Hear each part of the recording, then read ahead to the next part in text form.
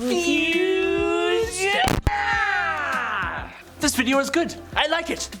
Another! That's right, you wanted part 2 to the top 10 unusual traditions from medieval times, and you got it. And we, your humble hosts, Adam Andrews And Big Chetty, are here to deliver. that's right. Number 10.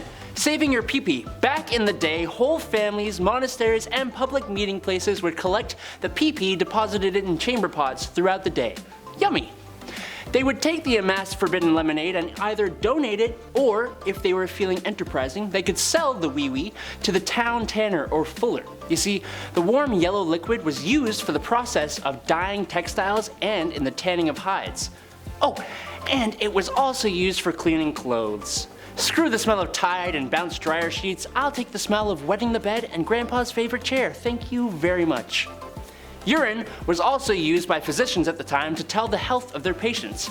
I do this too. You know when it's clear and you feel like you're the most hydrated guy around? It's nice. I definitely don't taste it like the physicians back then though, or Saul Goodman in season 5 of Better Call Saul. I'll stick with apple juice for my favorite yellowish drink, thanks. Number 9, Belladonna, or commonly known as Deadly Nightshade. Now, what would our medieval ancestors be doing with such a lethal ingredient? Well, truth be told, it had a few uses. One of the more strange was for beauty. Belladonna had this strange effect on the pupils. The consumption of belladonna through eye drops, or a liquid, would result in dilated pupils, which for a long time in Europe was considered to be very beautiful. At least, it was considered beautiful. I don't know if that really is. The trouble, well, it's poison. It's like if you were complimenting me on my summer-ready body. Except I told you my secret was drinking Drano. To my surprise, however, this is an ingredient you can find today in certain medicines combined with other ingredients.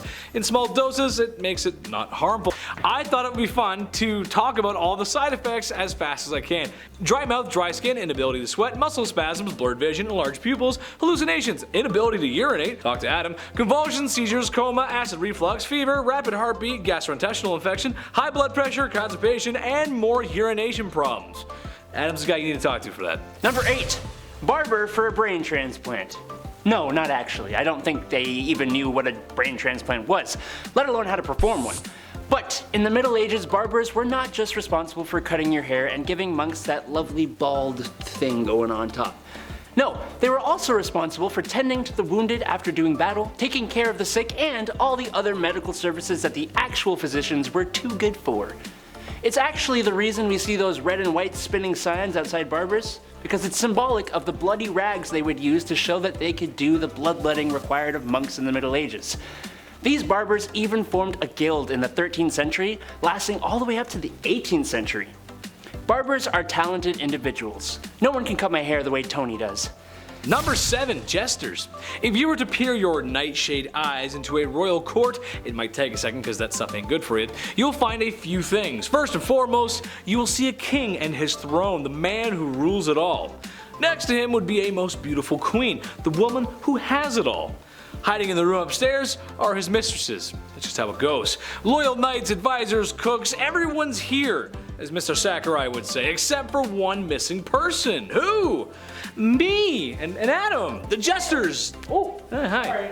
The Jesters, the Jokers. Yes, no royal court is the same without the Jester. The Jester's job was to just laugh. He's a ye olde comedian. Now, it might seem like it sucks, especially because, well, they wore strange attire and that hat was supposed to resemble that of an ass's ear or a donkey's ear, depending on what you want to say. But the Jester possesses a unique power. No, not the power to fart on command, that's my power. The power to speak freely, or at least more freely than most. This was a time when speaking out against the king could lose your head. The Jester could speak about the kings this way because, well, everything he said was taken as a joke. Some advice I think we could all take today. Number 6. Everybody drinking. I recently went to go pick up some beers, and I went up to the cashier and I got my debit card out and prepped my ID. The cashier asked me, "How do you want to pay?" And I handed him my ID, being so accustomed to being confused for a prepubescent younger lad. He looked at me confused and said, "Nah, you're good, bro," and boom, embarrassment. This interaction would never take place back in the medieval times because literally everyone was able to drink. It was usually the case to drink beer or wine in place of clean water. Now they did have clean water before you all jump on me in the comments, but for when it wasn't on hand, beer and wine was accepted in its place. It was a common part of the medieval diet. I think they convinced themselves of this in the same way I tell myself it's okay to have another one. Well, it's made of grains with water, so that means it's healthy, right?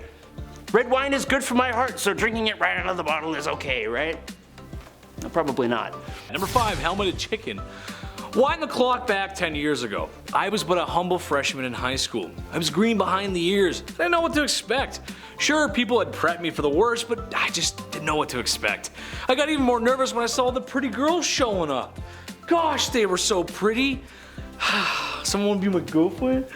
But I relaxed. I knew I was okay because at lunchtime I was gonna watch my favorite YouTube channel, Epic Mealtime. Besides this one, it's a good channel, you should check it out. Pretty awesome. They made combinations of food that I didn't even think were possible. I was absorbed into their culture, and who wasn't? Why do I bring the awkward time of 2012 back up? Well, that's because the medieval times had their own version of a turducken. Sort of. While it's not a chicken inside a duck, inside a turkey, inside a pig covered in bacon like EMT did, it's similar and perhaps off-putting for our veggie fans. Basically, there was a chicken sewn to a pig to look like a knight riding on a horse. And yes, I'm sure the chef washed his hands. Right? Number 4, going to the scheduled delifing. Entertainment wasn't as accessible or the same as it is now. In modern times, we pull up our phones, turn on our laptops, sit in front of the TV, and there is all the entertainment we need, from battles to baby drama.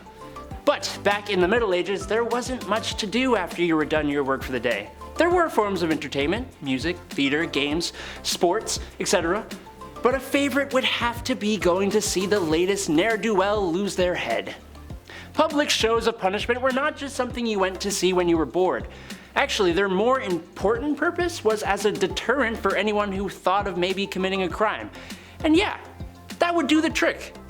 It was also a good way to finalize the trial of a criminal for all those who were affected or who were part of the village. Eventually they became more of a private affair, but not entirely, with the last public delifing in the United States happening in 1936.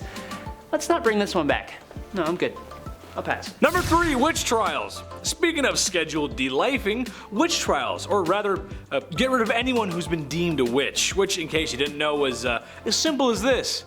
Right then, the young woman down the lane is smarter than her boys in the school. Right then, folks, pitchforks and torches it is. Unfortunately, for a lot of women at the time, it was tough. When has it not been, right ladies? While some men were declared witches too, this was a tool really for people with power to get rid of those who dare oppose them. There's too many royals to mention who took part in this, however, one stands out as Bloody Queen Mary. Names like this were not given for no reason. She was known for sending witches and heretics alike to the stake to be cooked. Number 2, Outlaw. In movies and TV, characters named as outlaws, specifically in the Wild West sense, are seen as cool guys, outsiders, and wanderers with an air of mystery and possibly power. Trust me when I say it was not what you wanted to be, especially in the medieval times. If you were declared an outlaw in the Middle Ages, you lost all rights, possessions, and any kind of protection being part of society would give you, including people getting in trouble for ending your stay on this plane of existence. You were forced to fend for yourself with nothing to your name, and in a world rife with disease, wars, bandits, and very little readily available food or water, things get harsh quick. If you didn't have a buddy to turn to for help, who you knew for a fact would not literally stab you in the back, then you were pretty screwed. Luckily, I have Andrew. Right? Yeah! Number 1, ladies. Okay, so let's say you're married. Husband tends the crops. You as the wife take care of the home. This isn't a statement about the patriarchy. I'm just saying taking care of the home is just as important back then. Seriously, it is. Well, your husband comes in from tending the fields one night with a fever. Uh-oh, he's fallen ill, and now he's perished. Now you're left alone with no income and a society that's probably not okay with you working. So that means it's time to pull up your pants. Well, actually pull them down, as in a scenario like this, it would be time to work that street corner, and a lot of women did do that. The same way Adam works on building Legos in his dungeon. I joke. But as they say, it's the oldest profession in the book, and folks, it's not going anywhere anytime soon.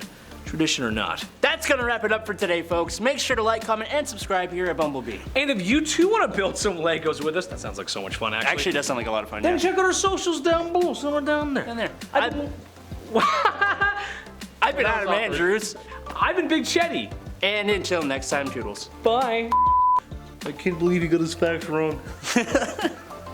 How dare he? And then I'll be like, yeah, this guy told me not to worry about it. Yep. And for some reason, The fat guy's wrong too.